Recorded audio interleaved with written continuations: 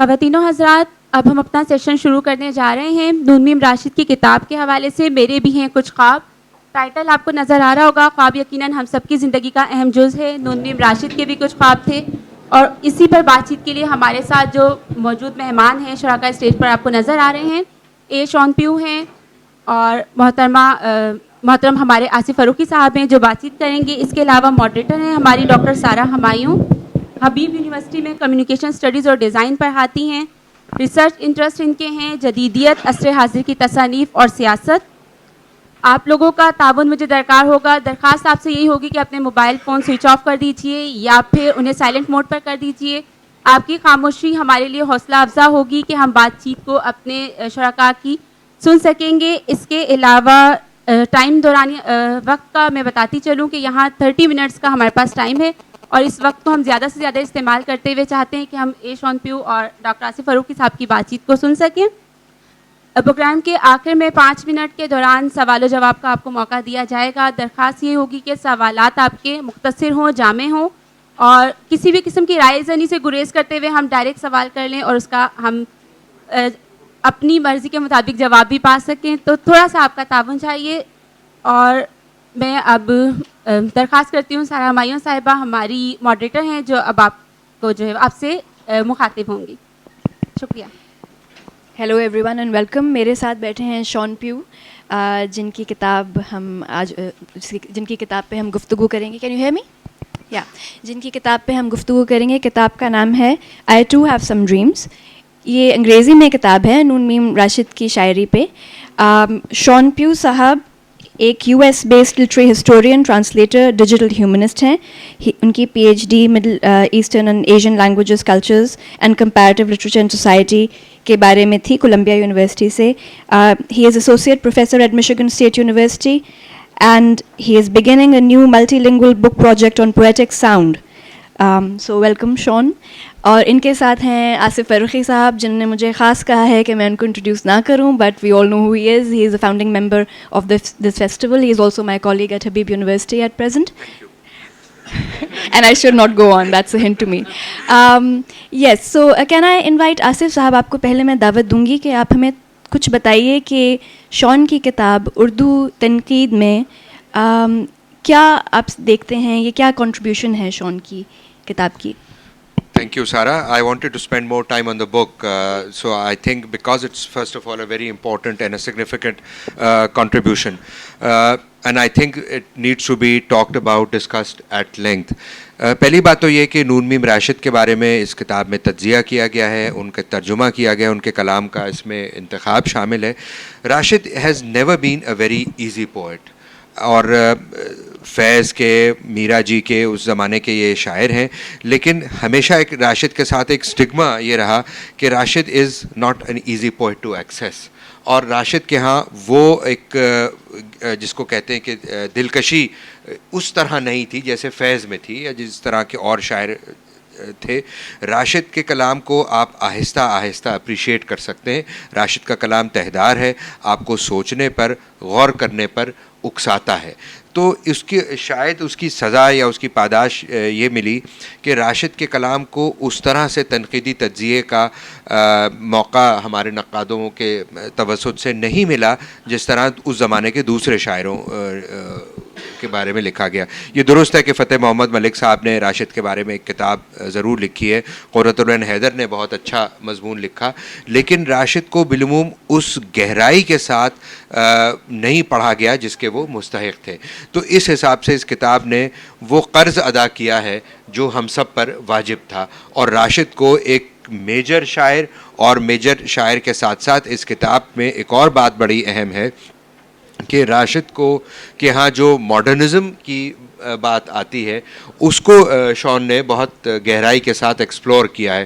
تو Rashid as a modern instance, یہ بات اردو کے حوالے سے بھی بہت اہم ہے. اور جب ہم دیکھتے ہیں کہ ماڈرنزم کی تاریخ اور اس کو ہم پڑھنے کی کوشش کرتے ہیں تو Rashid seems to be a major figure in that. یہ دو باتیں اس کتاب کی مجھے بہت اہم معلوم ہوتی ہیں. شون، میں آپ سے پوچھنا چاہوں گی، ہم آپ کی کتاب کے بارے میں بھی تھوڑی بات کریں گے، لیکن پہلے آپ مجھے یہ بتائیے کہ اردو ادب میں آپ کی دلچسپی کیسے پیدا ہوئی؟ جی. I'll speak in English, but I'll be mixture.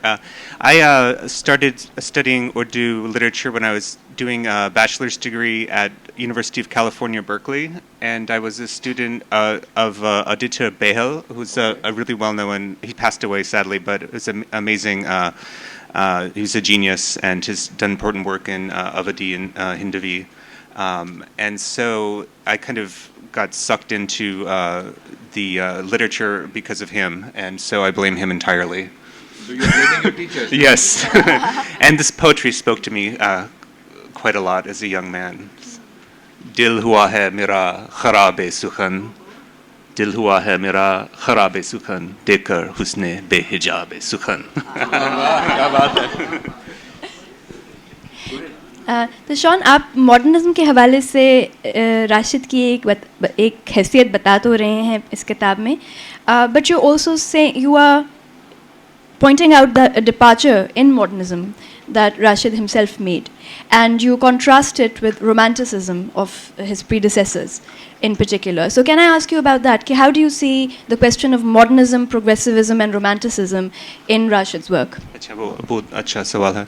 आमतौर पर उर्दू तनकीद में एक ऑपोजिशन है, और वो तरक्की पसंद अदब और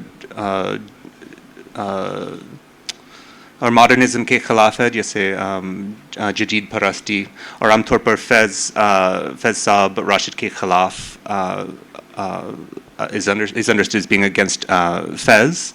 And so I think what's going on in that opposition is missing the fact that modernism in Urdu, as well as in other languages such as Hindi, is not formed in opposition to progressivism. In fact, that distinction and sort of the solidification of what progressivism meant actually kind of happened after Numin Rashid's Mavra was published in 1941. And at that time, it was kind of what progressivism meant was very kind of in flux, and it kind of became more associated with a socialist realism in kind of in the after 1935 and through the 40s. And so what I do in my book is I look at the more immediate ground of modernism in Urdu, which is actually romanticism. And so Rashid's first book, Mavra, is written very much. In the earlier, you can see this kind of progression through it very, very clearly, where the first poems seem very much influenced by Akhtar Shairani. Shairani or Shirani? People, Shirani. Okay, I hear both. So Slima Rahman scolded me on that one as well. So I wrote Mukani Tabassum instead of Mukani Tabassum. So I'll fix that in the next edition, if there's no next edition. And so what I see is that actually the romanticism is the more immediate ground against which Rashed is his earliest modernism is breaking, where there's a focus, and romanticism itself is a response to the more kind of didactic realism of people like Hali and Azad, and so the earlier 20th century poetry. And so romanticism is looking for more of a lyrical experience that you can read as in part influenced by figures like Tagore.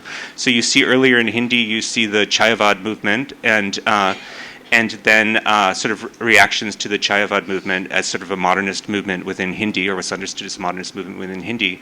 And then in Rashid's poetry, you see a movement against the Akhtar Shirani, and in particularly a move towards a more corporeal understanding of love, a more sexual understanding of love, and for Rashed also, as he articulates later, a more heterosexual understanding of love than, and in some of his later work in particular, he describes himself as a Punjabi, kind of writing against the sort of more ambiguous Perso-Arabic sort of tradition that he associates with Delhi and Lucknow, and so it's more and then within Mavra also you see then a real focus. What I read as seeing is a real focus on sort of then more of a focus on sort of the psychological effects of colonialism, and an attempt and sort of a psychological realism that is kind of focused, as all of his work is on the sort of the experience of colonialism and the effect of those power relationships upon the romantic couple itself, and then it moves forward from there. So it's a difficult point, but there's a lot of interest right now within the Anglophone scholarship about modernism, and sort of the excitement that there was once for postmodernism has kind of died down, and now there's much more ink being spilled on modernism since the 90s, basically. And I think one of the points you make is that Rashed innovated in content as well as form, and that's interesting because modernism is often seen as an affair of form rather than content, right. And you trace a connection between romanticism and embodiment, the kind of embodiment you find in Rashid's later poetry. But also interestingly, you see a place for the social. There has been a lot of criticism from progressives about Rashed, that maybe he tried to escape from the social, the collective, but you do not see it like that. So could you say a few words about that, maybe? That's another wonderful question. Yes, and so and this is one of the reasons I was focusing on the kind of looking at Rashid's poetry in relation to Romanticism, because it's so frequently seen as an opposition to the social poetry and so people are seen as. So there's sort of this opposition that you see throughout Urdu criticism between Jahan Bini and Dirun Bini, or inner looking and outer looking, and that just gets repeated and repeated sort of ad nauseum. And so the point of socialist realism is that through and not everybody has this much of a sort of sophisticated understanding, but the opponent of socialist realism is that through depicting the actual reality of life, you can expose the workings of the dialectic. And it's part of tied in with Marxist philosophy. And so Rashid's poetry was condemned by people like Ali Sardar Jafri for being sort of a product of the Punjab, and also of being too focused on the inner life of the self. And so what's very interesting is that and his poems that I'm reading as critiques of imperialism were condemned as being products of sort of an escapism, like a Farrar, or escapism. And what becomes very interesting later in his work that he writes abroad, and you see this from Iran Mein Ajnabi onward, is even in the Bukhari's introduction to Iran Mein Ajnabi, there's the idea that because of his time abroad, he also becomes more internal and more inner-looking and more focused on the zat than on his social conditions or his community or his nation, and so that's another important issue that my book addresses. Sean, I think one very important aspect of your book, and if I just want to continue on this, may I, Sarah? Please. That is the sense that you show that Rashed maturing and developing as a poet. So from the earlier phase, that when he was sort of toiling under the influence of Akhtar Shirani and was kind of had a very syrupy sort of romanticism associated, and how he moved on, and especially the poetry, which I think to my mind is the most mature of his poetry, La Musavi Insan, where he creates a new kind of form, a new kind of poem. It is, yes, personal, individual, but it is very strongly influenced by social concerns, and then those social concerns give way to existential concerns. So this sense that you have managed to convey of Rashed maturing and developing and moving on to realms where few Urdu poets have ventured, I think that's a very exciting part of your book, in my mind. And I'm asking you to elaborate on that. You don't have to agree with me. Well, I think that's a lovely point to make. Yes, and one of the the way that I kind of phrased the book is looking at the possibilities of modernism throughout the turmoil of the 20th century. And one of the things, as I mentioned earlier, Rashed is frequently seen as kind of becoming focused on the self and incomprehensible once he joined the United Nations in 1952. So he spent a lot of time abroad. And I think now we would might read him as more of a diasporic figure, but that sort of position certainly didn't exist in those early years after independence.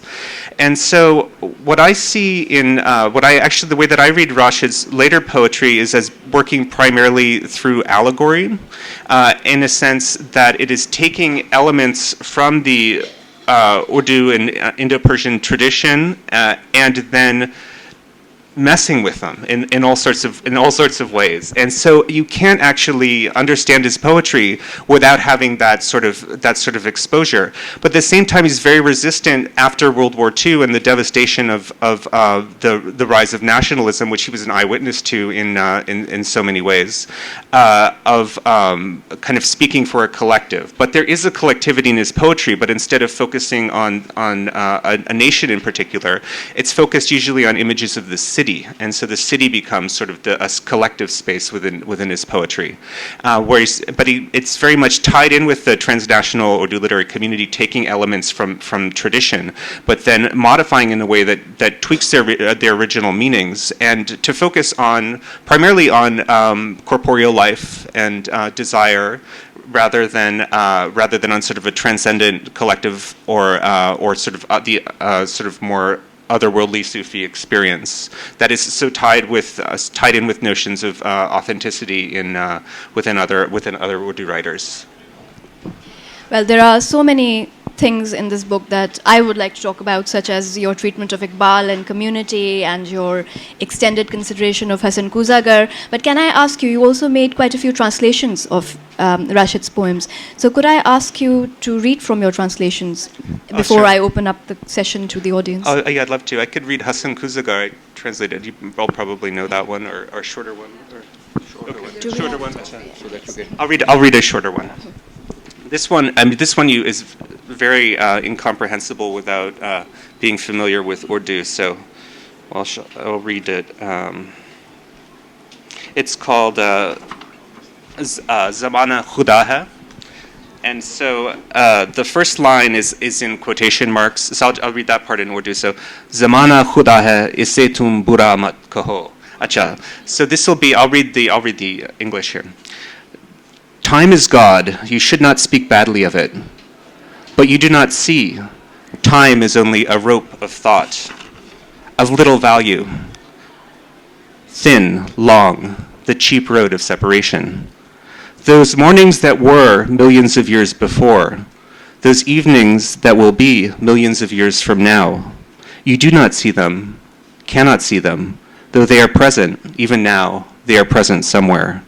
But this rope that is stretched before the eyes, you can see this, and do see this, for this is that non-existence, which in becoming being will take a long while, moments of stars, years of stars. In my courtyard is a young violet plant. Whenever an airplane passes over its head, it smiles and waves, as if that airplane, in its love, passed by just from the enervating compulsion of its pledge of faithfulness. It says with full confidence, look how to both ends of this very rope you and I are bound. If there were not this rope, then where in us, in you, would the path to our union be found? But it cannot see those causes of separation that are stretched from end to end, from the beginning to the end of time, where this time, the now of time, is only a knot. Beautiful.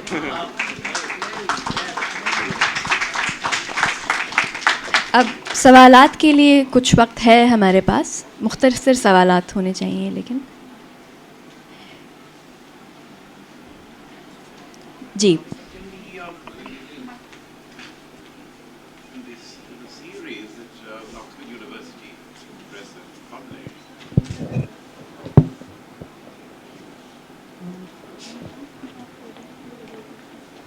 In the little booklet that Oxford University Press has published on Rashed, it says in the introduction, शायद दिवाकर का दाफी ने लिखा हो। जी नहीं, मैंने नहीं लिखा।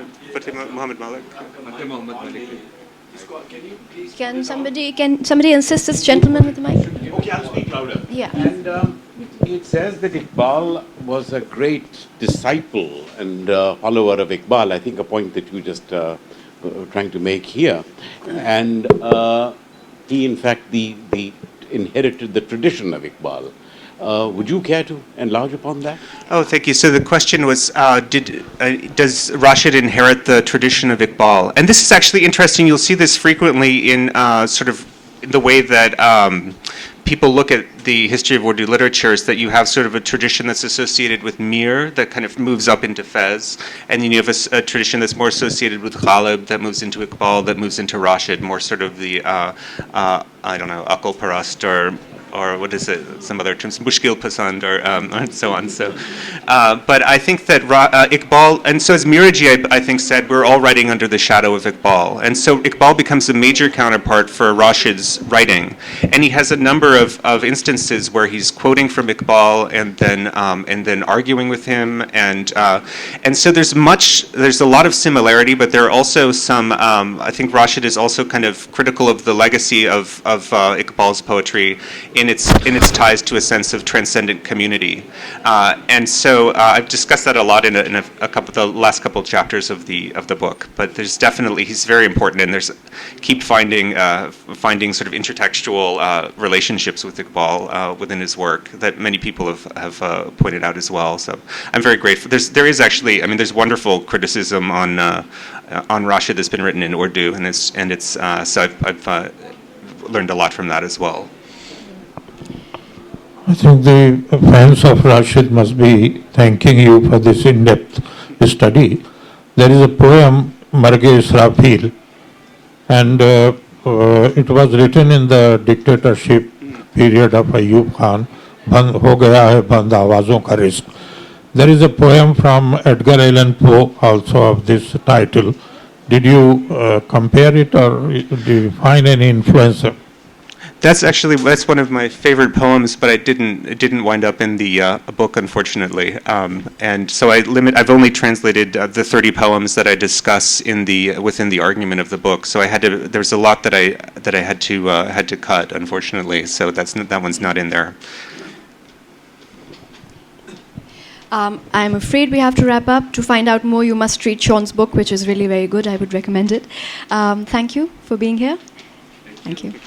Just to say that hopefully the book will be published in Pakistan also. Yes, we hope it will be published, but it is available here, I believe. Only in the American edition. Only in the American edition. Yeah. Yes. I have some postcards for the book if anyone would like one. It's got this beautiful cover by Zuhur Lakhlaq on the cover. And I have some postcards if anyone would like to take one. As you can see. Thanks.